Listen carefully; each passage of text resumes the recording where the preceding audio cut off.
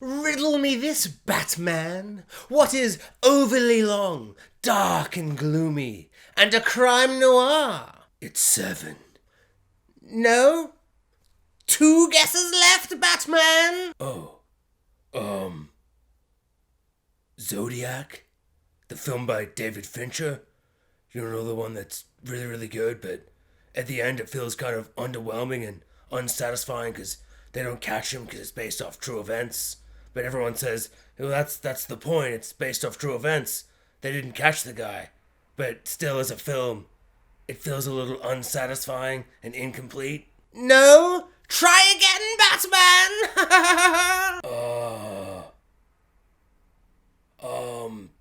Batman, you're not as clever as I thought you were. It's actually the Batman. Robert Battingbat's Batman is finally here, and I'm here to talk about it. 3 to 4 weeks too late. I've been busy. Shut up. This film is honestly amazing. The thing that really stood out to me in The Batman, Matt Reeves' The Batman, is Gotham. Gotham looks incredible. The lighting, the cinematography, the feel, the mood, the music associated with Gotham in this film is spectacular. I went on a bit of a Batman binge before the movie came out, and the first thing that kind of came to mind was, yes, Tim Burton's Batman film, Batman without the.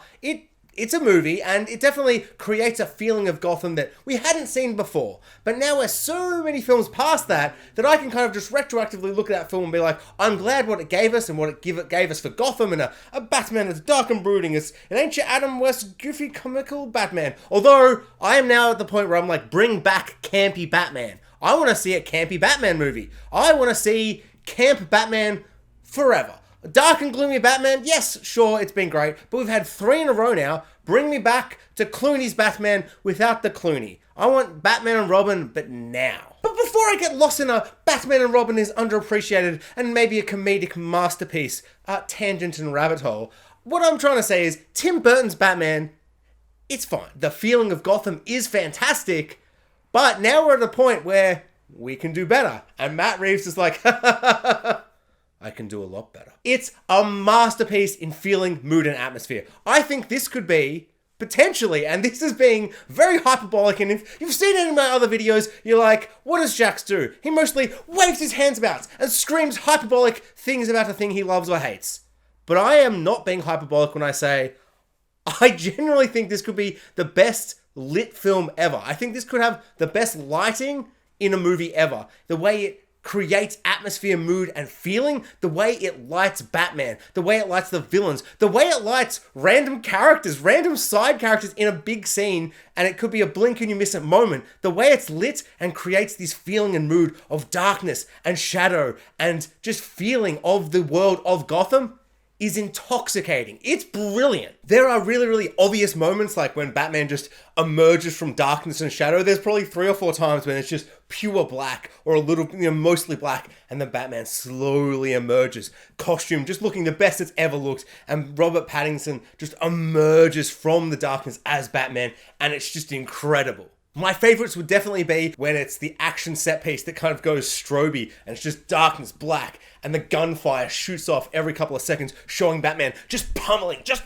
goddamn pummeling people. And he's just absolutely taking out the goons just one by one, just slowly coming up the corridor. And it's a scene that kind of makes me feel like they saw that scene in Rogue One with Darth Vader, then the one with Luke Skywalker, and they're like, we want to do that, but with Batman. And we're going to make it so much better than those two, even though they're like the 2 most famous characters ever. We're going to use like the 3rd most famous character ever and give him a hallway sequence. The feeling of cutting from darkness and then having the gunfire, shoot Batman. He's there. Punch, punch, disappear. Punch, punch. And just the way he slowly moves. It's breathtaking. It's amazing. This film is so good at being like, Batman will punch and pulverize like a group of people maybe 3 or 4 times throughout the film. And that's all you're going to get. It's not even an action film. It's like a noir detective story, which of course we've all wanted. We've seen a million Batman action films. We want to see the detective, world's greatest detective Batman story, which of course they even have a line where they're like, what are you, the world's greatest detective? You're probably not even the world's greatest detective, Batman. And he's like, bloody, that's literally my name in the comics, you son of a bitch. I am the world's greatest detective. How dare you, Riddler? How dare you? The mood, the lighting, the feeling they create with Batman And, you know, from the very get-go, he's like, I am the Shadow, or whatever, you know? And then they have so many shots of just holding on Shadow, and you're like, he's going to appear, but he doesn't, or he does, and it's just so good. But it's not even him. It's just the way every single scene is lit. Like, there's a moment when Bruce Wayne, Batman's not even in the scene, and Bruce Wayne comes through, and it's in the funeral sequence, and some guy on the sidelines, just, you know, some random guy in Gotham, and he's like, bloody, can you believe there's rich bloody people? Hate rich people, don't you hate rich people? Hey, don't I know you, bloody Bruce Wayne? And Bruce Wayne's like, you don't know me, you know, and he kind of goes, and he sinks into the background, and it's like a wide shot of like 50, 60 people in the shot. They're all lit normally, and this one guy just goes, takes like 2 feet steps back and just disappears into darkness. Brilliant lighting. So specific, so directed. It's just like, I don't know, just like that little attention to detail. And I feel like that example kind of highlights the whole film. And you could go on and on about how many times Batman is lit perfectly, which I'm going to stop myself from doing because I could probably talk about this film for a million hours because it's so fun, because there's so much to digest and dissect. But that moment to me was really like, if they're going to light this one character who was like, I'm the spokesperson for the random people of Gotham that are, we're not having fun with this, and maybe we're a metaphor for Riddler's goons that appear later, and blah, blah, blah. And then he just disappears 2 steps and he's darkness. Who is he? Just one of the crowd. Disappeared into them, into the darkness, into shadow, the way Batman is.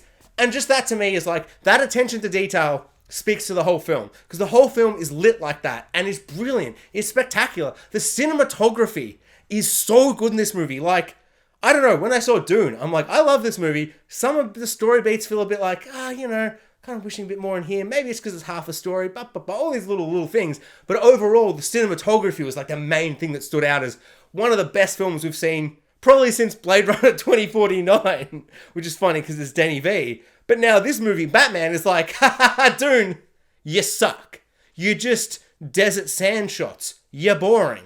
I want to see dark shots of darkness and it's raining all the time. Another scene I absolutely loved in the Batman was the car chase, and particularly the start of the car chase where they're all running about and there's action and things and Penguin's like, run Penguin. Also, just that makeup and costume, just mwah. His whole performance, so good. I loved Colin Farrell. He was so good, just like, just a complete over-the-top caricature of like a Sopranos character or something like that, but also like a little bit penguin-y, but you know, kind of his own thing, his own take, which I really, really appreciated. But that car scene starts off and he's revving the car and the blue fire's coming out the back and he's like, vroom, vroom. He's revving the car or whatever. It felt so much like this moment of him being like revving and being like, I bloody dare you. I dare you to try and escape from me, Penguin. Just kind of being like, try and outrun me. And then Penguin's like, I'll outrun you. And then the action scene is amazing. It's so much fun. The best bit is the bit they ruined in the trailer that released like 5 years ago when they thought this movie was going to come out before the pandemic, or it doesn't matter. And he's all like, and you see the explosion, fire, and he smashes through it. Just all amazing stuff. Love it so much. I love that the big action set piece shot of fire explosion and Batman walking up and the music's like, dun, dun, dun, dun, dun, dun, dun, dun. And it's just like upside down, and then Batman's like, I got you, Penguin. Incredible. And I just love those little choices throughout the entire film that just make it feel a little bit different than just your run-of-your-mill Batman or any action film or superhero film. Like this film, feeling, look, and atmosphere makes you just embarrassed for a Spider-Man No Way Home, for instance. A movie that just came out that was as crowd-pleasing, but when you compare them as films like in their atmosphere and look and aesthetic, it's night and day. And I'm not talking because one is shot mostly at day and one is shot entirely at nighttime. Don't get me wrong. I loved Spider-Man No Way Home. I loved all the 3 Spider-Man being like, there's 3 Spider-Man. But Spider-Man looks like garbage. It looks like absolute garbage. Gotham feels real in this movie. I don't know where the hell they shot it. I haven't actually looked into it. I probably should because I'm such a fan. But it's gorgeous. Gotham feels real. Maybe I don't want to look into it because I just imagine they actually went to Gotham and shot this. They went to an alternate dimension and they actually shot it in Gotham because it has such a feeling and an atmosphere. And the city streets, they feel like real city streets. Like they definitely shot this somewhere. But it's still, the whole universe feels like Gotham. And it's just such a beautifully gorgeous movie. I think my favorite shot in the whole movie is when all the Joker goons are there and they're all like, who the bloody hell are you? And Batman just rises. And you see the shot from behind his head as he just rises up into the shot, and it's raining, and they're all just ready to fight. Just from that moment, from that first scene where he's all like, "Oh, I'm 2 years in darkness. I don't even know what it's like to be in the daytime anymore. I'm narrating this film like it's the year one comic book. Isn't this cool?" And you see the drophead with a big drophead costume, and he's running about, and he's afraid of the shadows, but Batman's not even there, because the light, it's a symbol of fear. Loved it. Let's talk about Riddler for a second. The big bad of the movie. I felt his performance the first time, I've seen the film twice, I think the first time I saw it, his performance felt a bit like Bruce Wayne. Bruce Wayne. And the way he would kind of drag and hold syllables, where he would just kind of go, subscribe, like, and comment. It was just a bit like, a little bit getting on the cringy side. I feel like the actor, Paul Dano, he's just reaching a little bit too far. He's doing a little bit too much. I don't know, it's not really working for me.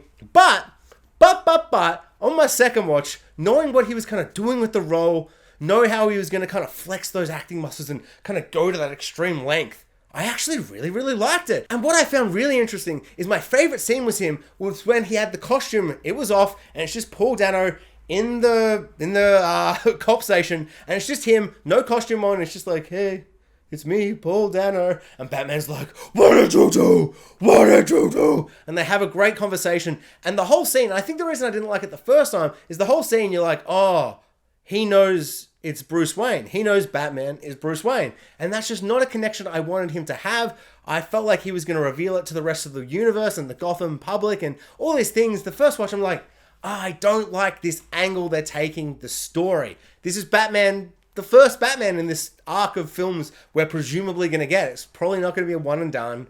If I'd known it was going to be a one and done, maybe I'd be more satisfied and okay with him finding out that Batman was, Bruce Wayne and all these things happening. But I'm like, I just don't like the idea that his secret identity is coming out. So I wasn't able to appreciate the scene.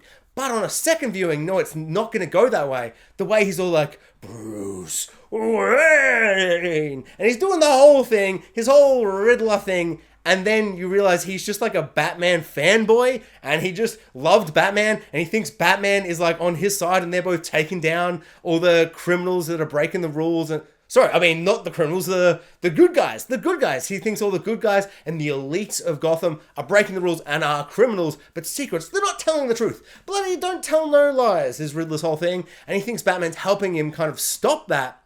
And that whole thing is so fascinating because one of my favorite things, if not maybe my favorite thing of Batman, because Batman's rogues gallery is famously the best rogues gallery. That's why he's such a good character. His villains are the best villains. That's why all his stories are the best. And what I find so fascinating about Batman in particular, that I think a lot of the other ones don't kind of have that work as well, is Batman. He dresses up and he's all like, I dress as a bat to beat up criminals and beat up the criminal kind of gangster enterprises. Then all these crazy, wacky villains are all like, riddle me this, Batman. And they're all got this gimmick. They've all got a little gimmick and they're all inspired by Batman because he's a psychopath. He just pretends to be on the good side, but he's a psychopath. And all the psychopaths that don't pretend to be on the good side are like, we love you, Batman, you inspired us. And he's like, I don't like any of this. And then the whole scene plays out like that, where he's like, you and me, we're not too different, you and I. That's classic cliche, but it works in this instance. And Batman's like, you're a psychopath. I didn't inspire you. How dare you say that? Bah, bah, bah, bah. All of that, amazing, spectacular, absolutely love it. Riddler isn't a crazy green costumed jumping about Jim Carrey situation where he's all like, riddle me this, Batman. He's all campy and fun and silly. In this, he's a serial killer. Yes, he's a bit green, but he's very muted green. And he's just mostly a horrific serial killer who's like, I'm sad, I'm an orphan.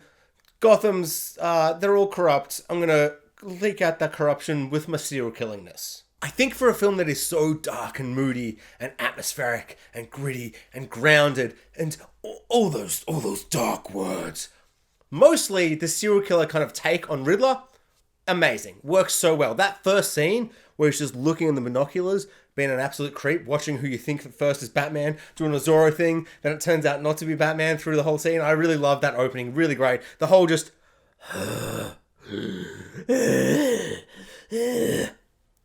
upsetting. So upsetting. I love the fact that we get the character and he moves away and the TV turns back on color, and it's just the Riddler standing there. Horrific. Like a Halloween movie, but good. Horrific, terrifying, absolutely upsetting. The way he kills them in this just, I don't know, such a vulgar, violent, quick kind of way. There's such a disgusting feeling around the glad wrapping them. Just the whole mood, the atmosphere, the characters' kind of costume. Everything really, really works to a certain point. But I do find that I'm kind of lacking a little bit of like, maybe just like a little glimmer of humor, a little glimmer of like less just, it's so depraved, it's so down, it's so dreary and just, ugh. I am looking for like a little bit of light in this film. And I mean, you could say the same for Batman. There's almost no light in this film. And I think maybe that's a tiny, tiny little aspect of the film that I think could be improved upon. But honestly, that's like me saying it's a 95 out of 100. Like that's a 5% kind of like, what? Who cares? I don't want big quips and MCU jokes. That's not what I'm saying at all. But it's just so moody. It's so dark. It's so like down in the dumpsters, down in the scum of the earth kind of feeling of the movie. It's so much like Seven or Zodiac, where it's at times it's hard to breathe and escape the feeling of how dark and moody and just it is. And I think that if Batman wasn't involved and I wasn't able to just go like, just look at Batman in the suit and he punched a man in the face. I love it. If there wasn't that aspect, I think the mood might kind of get to me a bit more. The performance is mostly really good. At first, yeah, as I said, way too much, way too over the top. But on the second viewing, when I knew what he was doing, I actually really, really appreciated it a lot more. I really liked what Paul Dano was doing with the character. I liked the idea of the character. I love the kind of, you know, Riddler's an orphan, and he's like, Bruce Wayne's a piece of shit orphan. How dare he be sad that he's an orphan? He's up in that big, big tower, all rich, and he's the best orphan of all of us. And Bruce Wayne is like, I did not deal with being an orphan very well, thank you very much. I mean, look at the Bat costume.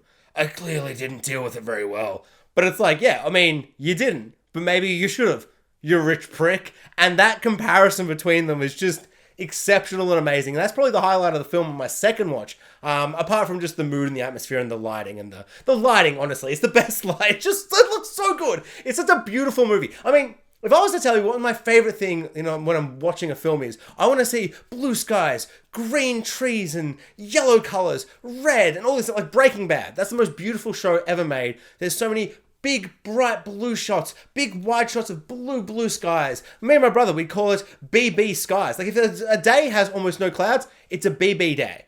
Breaking Bad. No, sorry, it's a triple B. What am I saying? I'm getting it so wrong. It's a triple B. Breaking Bad blue. Breaking Bad blue skies. Just all blue, all day, gorgeous. Red, scorching earth. Big, bright, vibrant trees that are green. Big, vibrant colors. That's what I love. That's what I love. Utopia, an amazing example of a show that's just bright, vibrant colors that I absolutely adore.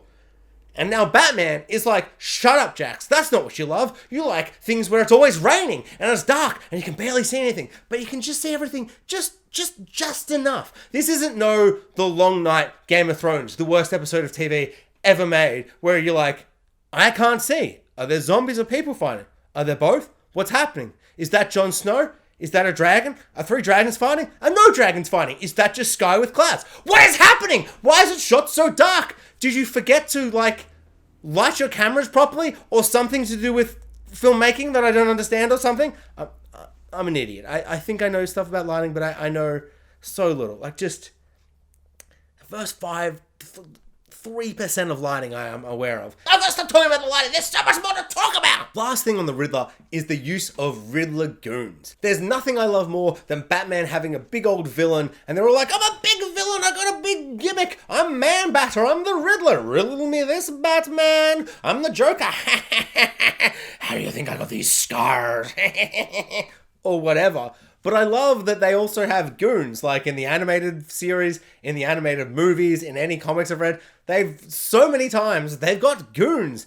And this kind of dark, moody, atmospheric film, how are you going to make goons work? How could you possibly make Riddler goons work. They make goons work so good in this movie. I honestly think the reveal of the Riddler goons, I think I liked more than just Riddler's whole thing. That moment when Batman realizes and all the explosions goes off and he has the revelation of like, oh my god, he's flooding the city. Oh no, there's a big thing going on. Oh no, he's got an account, a YouTube account or whatever, a Reddit account or whatever the hell was going on. But then you realize what that truly means, and they get all the reveals of the comment sections and all this kind of stuff. And then that moment, because at first that all feels a little bit cheesy and a bit like, yeah, it's awful. But then that moment where you just see all these Riddler goons rock up and they're all in the Riddler costume and they've all got sniper rifles or whatever gun it is, and they're there to shoot the new mayor or the to-be-elected mayor. Just so chilling. Such a, you know when your gut, it's like when you're on a roller coaster, that gut drop moment of just like, oh no, like, oh, Riddler has done the Joker thing. He's done the guy from Skyfall thing where he gets locked up. It's like, I'm locked up, but part of my plan. Bloody gotcha, Mr. Criminal Smutty Pants Batman. I bloody gotcha. But what's so fascinating and amazing about this is that he's kind of inspired these people. Like, why would you want to be a Riddler goon? I guess he's, you know, if you're being campy and dumb and silly, who cares? They're just paid goons. They just do whatever. They're like a paid goon in a James Bond film. Why are they working for this guy who wants to destroy the entire world? Who cares? Don't think about it. But in this, it's kind of brought down to this really horrible kind of real world situation where he's convinced, he's inspired, just these nobodies, just these random men, or maybe women. Anyone can be a Riddler goon. It's bloody 2022. Anyone can be a Riddler goon. But all these guys, they get out there and they start trying to shoot her, like the would-be mayor. And they just miss. Oh, one of them hits her in like the arm or something. But no one kills her. Like, no one gets a kill shot. There's like 20 of them and not one can get a kill shot. So I really kind of liked how like incompetent they were. How they didn't really like do it properly. Like, their job was to kill like one person and to kind of inspire fear. They inspired the fear, I guess. But like, Batman stopped them.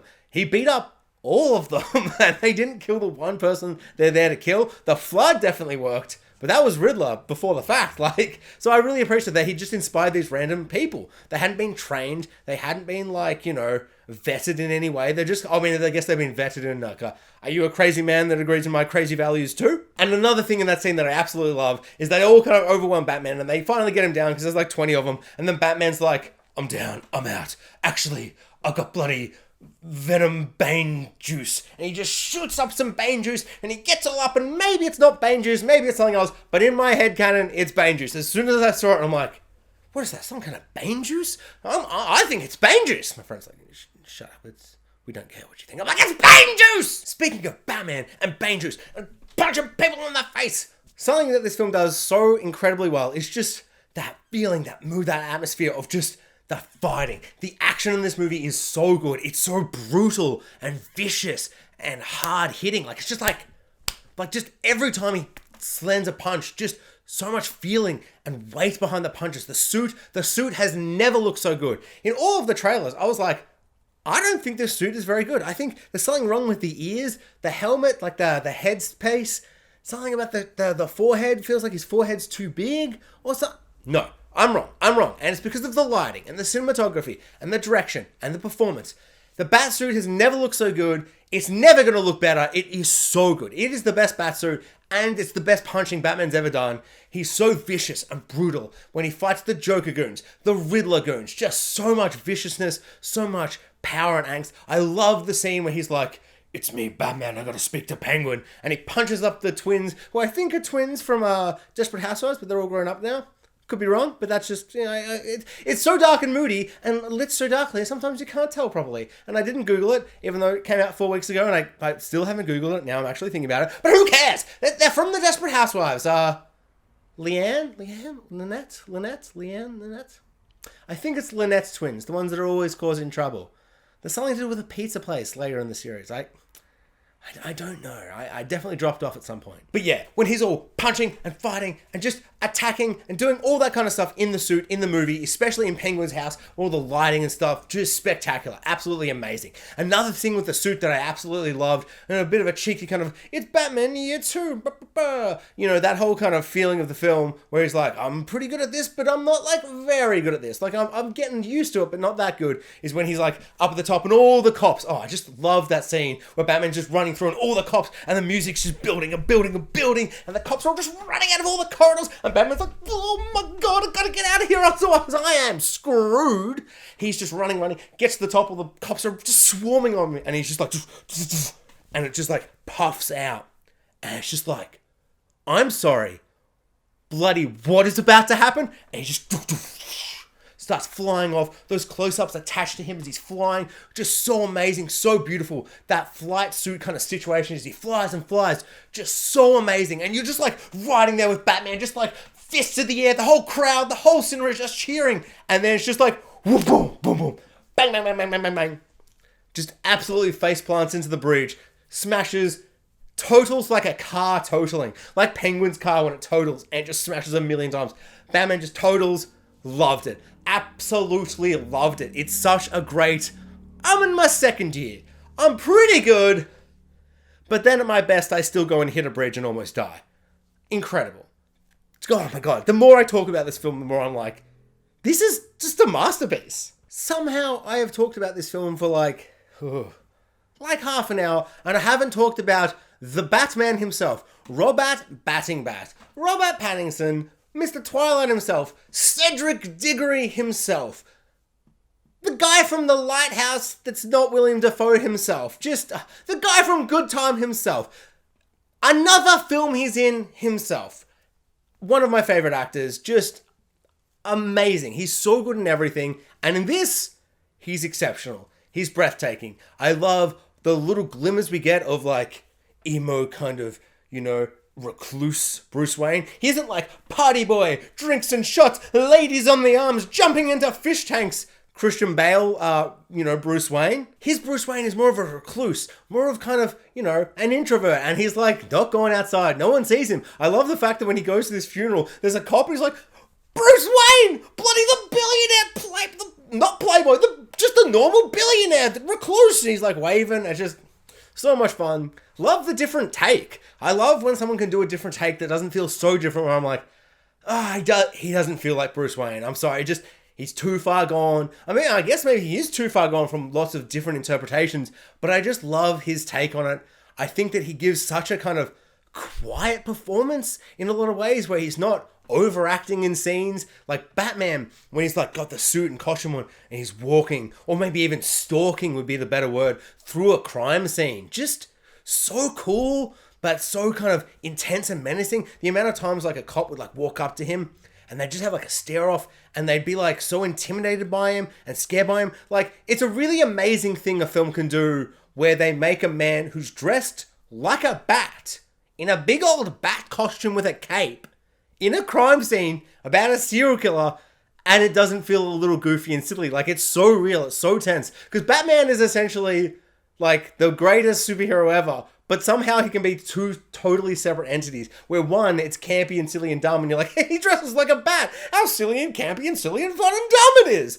And the other Batman is like, it's really dark and brooding and serious. It's so serious. There's nothing more serious than a man who dresses like a bat and punches people in the face. There's nothing more serious. And somehow this film goes just 100% in that way. Like, it's so serious, but it works. Like, it's such a testament to how Matt Reeves has created the mood and feeling of the film and the atmosphere Batman presents and creates, and the way the actors, especially the cops, kind of orientate and feel around him. It's exceptional. It's so good. Like, it's honestly a miracle they are able to make something like this work without you just kind of going, yeah, but he's dressed like a bat. So like, how am I supposed to take this seriously? The film just kind of does all that heavy lifting for you. So, cops, first Batman, all of that stuff works so well. All the interactions with all the cops, hating Batman, them chasing him through the halls. He's like, I gotta get out of here. Amazing stuff. Him and Jim Gordon. Bloody so good. Jeffrey Wright as Jim Gordon. He's the best Jim Gordon we've had. Every single scene with him, he kills. He steals the scenes every time he's in it. It's amazing. It's breathtaking. His interactions with Batman, I'll watch that all day long. They said they're going to do like a whole Gotham PD kind of show without Batman. Who cares? All the cop stuff is amazing because of how Jim Gordon and Batman are kind of together as like a buddy cop duo kind of thing. And all the cops underneath are like, no, we don't like any of this. because we're corrupt and evil. We just don't like Batman because he dresses like a bat. Catwoman is so good in this movie. I think this is the best Catwoman we've ever got. She's so awesome. The fight with her and Bruce is so cool. I love how she's doing gymnastics and flipping about, and she's so aerodynamic and all these kind of things that Batman's just kind of like big and bulking, like, stop. Great kind of dynamic fight. I love how she has kind of emotional stakes that are so kind of unique and different for this film. The way she's pursuing stuff, the way she's kind of mixed up with Falcone and all these things that play into the film. Really, really love all of that. The performance is so engaging. The costume, I do think there was a point in the film because her kind of cat costume, like when she puts the mask on, looks kind of shit. And I'm like, that's cool though, because, you know, in the third act, Batman's going to be like, I made you a cat helmet. But you know, but not terrible, or whatever. But he'd give her a cat helmet that looked cool and with the cat ears, and it would look awesome. No, we didn't get that. Disappointing. I guess they're saving that for the sequel. But also the whole, like, end of the film, where it's all like, something in the way. And they're like, you know, doing the motorbike thing, and they're like, meow. And then they go their separate ways. And the end of the film is Batman looking at Catwoman being like, damn. I loved her. I wanted to tap that cat. But no, I can't because... And then he looks forward into the night. I'm Batman. Cut to black. And I love that all terrible jokes aside, I love that kind of moment of Batman loving or falling in love with this woman. You know, this cat burglar. This opposite to the Batman. The classic, the bat and the cat and all that. And, you know... But he has to let her go because he's got to focus on being the Batman. Because that's his calling. That's the Batman. It's the curse of being the Batman. And that's the end of the film. So having her kind of come back in the sequel, I'm like, I don't know if I really want that. It feels like that kind of undermines the whole ending of this movie. So Alfred, bloody Gollum himself, Andy Serkis, amazing. Such a good actor. I love how he was like, I'm Gollum. I'm King Kong. I'm always, you know, a stop motion monster creature. And now he's like, actually, no, I'm Alfred in the new Batman film. I'm a real actor. Shut up, everyone who thought I wasn't. Love it. He's so good. I've always thought he was great, but it's so good that he gets like proper, real, full roles. And then you watch this movie and you're like, he's essentially a side character. Even though he's Alfred, he's a side character. He gets like 3 scenes and then he explodes, but he doesn't die. Then he gets one nice scene at the end after the explosion. But it just feels like a little bit of a waste. There's a moment really early on where there's a lot of detecting going on. And he's like... You know, he's like, this is the thing. And Batman's like, Or at Bruce Wayne's right, he's like, interesting. And then it cuts and Bruce Wayne's like, actually, it's a different scene now. And maybe do it like this. And it reveals the riddle, like the cipher riddle. And that really felt like there was like, that's 5 minutes of detecting they did together that you've cut. Like, it just feels like they began a detective montage sequence where they did a lot of detecting together and you cut it. So I wonder, because I heard that there was a 4-hour cut screened at some point, even though this movie is 3 hours and very, very long, which I don't think is an issue. I think the length is fine. This movie is amazing. I'd watch 10 hours of this. It's so good. But I do wonder if, like, there's little bits of cut and maybe a lot of Alfred was cut. Because he feels kind of the most underused. Like, of all the characters, like, Penguin doesn't feel underused because he's a side character villain and we have... Falcone and Riddler. We have enough. Then we have Riddler goons at the end after Riddler, which extends Riddler's whole thing. There's so much going on with those characters. Penguin is just a side villain. He could have just been some random gangster.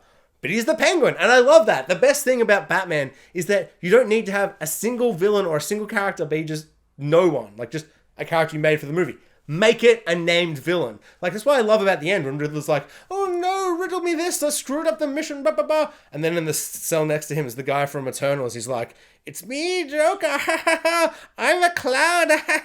He says clown a bunch or whatever. And it's like, it's the Joker. Cool. I don't want Joker to be the villain of the next movie. No.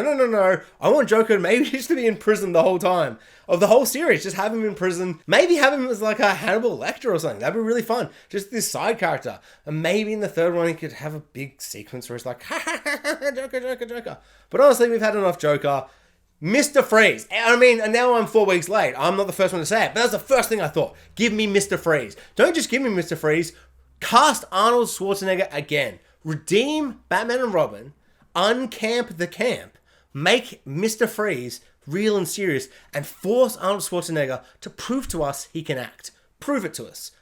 Do a real serious, gritty role, and revolutionize. Give us the role that will blow us all up, like the Heath Ledger of Mr. Freeze's, but like redemption, Arnold Schwarzenegger's version of him. Honestly, I think that'd be the greatest thing ever. I would love that so much. Hush would also be a good one, but it feels a bit like, yeah. And Quarter Hours would be a really good one, but also just like, you did the corruption and it's just something hidden underneath Gotham and you didn't even know what's going on, Batman. So to just do that again and again, it's like, yeah, maybe. Mr. Freeze, do it. Give me real dirty, gritty Mr. Freeze. Do it, Matt Reeves, you coward! Another thing that really stood out to me is the fact that throughout this entire film, they have like flooding and action set pieces and whole city shots of Gotham and all these sequences and like a big giant car chase with explosion and fire and stuff. Not a single second of this movie, not a single second did I go, there's the CGI shot. Yeah, there's some CGI. Yeah, that guy's green screen and the thing that's clean. And I have to just immediately kind of take it back to Spider-Man No Way Home because almost every single scene I'm like, yeah, they're standing outside on top of a balcony, but it doesn't feel like they are. There's this. They're standing on a highway bridge and there's cars going. It just doesn't even feel like they're there. And just so, like, pretty much every sequence that wasn't shot inside a house, in just like an apartment. It's just like, that doesn't feel real to me. I'm sorry, Marvel. You've got all this money to make everything look good, but you can't even make Lizard Man look as good as Amazing Lizard Man 1. I mean, Amazing Spider-Man 1. Lizard Man as good as Amazing Spider-Man 1. What are you doing? What are you doing, Marvel? Whereas Matt Reeves is like, this whole film is real. I flooded whatever city we shot this in. I wouldn't be surprised if we built a city and flooded it.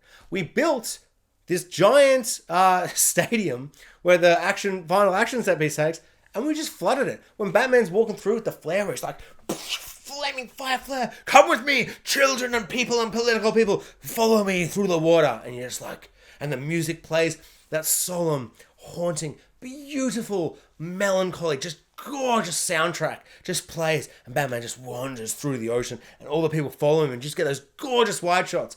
It just felt real. So real. Speaking of the soundtrack, how did I get 100,000 minutes into this review and not talk about the soundtrack? It's the best thing. I kept saying it's the lighting. The lighting is second best. It really is the score. The score is the best thing I've ever heard. Batman has never had a bad score. I do not like Tim Burton's Batman. I don't like the film. I recently rewatched it. Not for me. Aspects are fine. Most of it, just like, it's just not working for me. Soundtrack, immaculate. Best thing you'll ever hear. Until you then watch like the next Batman movie. Batman and Robin. I think it's a comedic masterpiece. I actually think it's underrated as hell. What you can't argue though, because I know pretty much everyone else hates it. What you cannot argue though, the soundtrack. It's a masterpiece. It's so good. It's such a good Batman score. Christopher Nolan's Batman. Just a masterpiece. It's so good. It's almost too good. It's so good. We got to a point where we're like, we can't beat that in terms of Batman themes. Every Batman theme is just so good. We've probably peaked on the Batman theme. Like, how can it get any better? And then they released the Batman theme, that 6.5-minute song. I saw it on YouTube like a month before the movie came out. My brother's like, chuck on your sweet headphones and listen to it. Put on my headphones. I'm like, I'll give it a 6.5-minute listen. That's a pretty big song. And it starts. It's slow. It's melancholy. It's kind of heartfelt and serious and quiet and moody and kind of damaged. And it takes us through this feeling. And it's like, oh, there's so much pain in this song. But then it starts becoming hopeful and beautiful and just... it just starts swelling, and then we get to the dun, dun, dun, dun, dun, and then the Batman theme starts playing. And that song, that 6.5-minute song, I reckon I listened to it about 350 to 600 times, maybe 1,000 million times. Honestly, so many times. Let's just say 400. 400 times before the movie came out. The movie just starts, it's like, it's in Gotham, and I'm vengeance and I am the shadow. And the music starts playing and I'm like, it's the song from the YouTube video I saw. I've heard this song 1,000,000 times. Let's say 400 to be, but it's 1,000,000 times. And just throughout the film, it's used perfectly. It's used beautifully. And the way it is kind of two songs they smush together, beautiful. Riddler and Catwoman, they also have songs. They're brilliant, they're amazing. It's honestly so awesome. It has such feeling and power and just such a driving force. It's so epic and grand and moody and dark and just, I can't express how much I love the soundtrack. It's so good. This Batman movie is so good. Robert Pattinson, amazing Batman, so good. Such a great performance, such a great costume, such a great feeling, amazing direction, great writing. Penguin, he was good. He's like, I'm Penguin. Rah, rah, rah. Amazing makeup and art. I just love that you can be like, we're going to get this actor and make him look like just some random guy that's not that actor. But we want that actor's performance. And you can see the acting performance sleep through.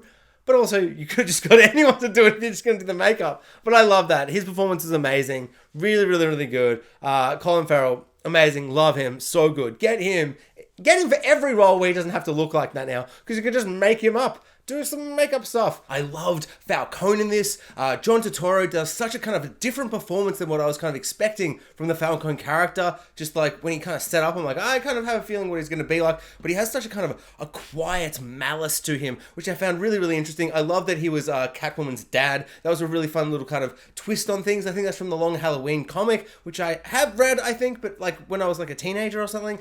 So I didn't remember that. So that was a really fun kind of reveal. And I loved how their kind of storylines all intertangled and entwined and stuff. His performance was really, really awesome. I love seeing that actor just perform in anything. He's so good in Severance at the moment, and seeing how completely different those characters are, it's just amazing. He's such a master of the acting thingy, you know? So on the themes and ideas the Batman movie is playing with, I love that it starts off and Batman's like, oh, I'm angry and brooding and I gotta punch everyone and be the darkness and be fear, and, you know, I've got to encapsulate fear and terror and hide in the shadows, and maybe I'm in every shadow, and the lights, it's scary, ugh. And then at the end of the film, he kind of changes his tune a little bit when he sees that guy, and you know, he's the bad guy goon is like, I'm vengeance. He's like, that's my line. You can't say my line. That's my thing. Oh no, I'm being a bad influence on people. I want it to be a good influence on people. And so he kind of changes his tune of it all, and he's like, maybe I can be evil and dark and spooky and scary to some people, but also I've got to be a beacon of hope to some people. That was a really kind of fun little twist and play on it all. And I love how he's like, I've got to be, you know, the dark menacing Batman, but also like a firefighter and helping cats out of trees. You know, and that kind of situation, how he leads all the people at the end and he's helping people out of that whole flooding situation. And I thought that was a really nice, interesting arc for Batman to have, and a really, really fun kind of starting off point, and I'm really curious to see where it kind of goes in future movies. I didn't even think I thought this movie was perfect, but now I've kind of talked about it and just thought about it and just, you know, kind of diving into it properly and kind of speaking and thinking about it again. It's just a masterpiece. God damn, I love Batman so much. Oh, it's so good! Thanks for watching, guys. Like, subscribe, hit the notification bell, and comment below. I'd love to know what everyone thinks of the Batman.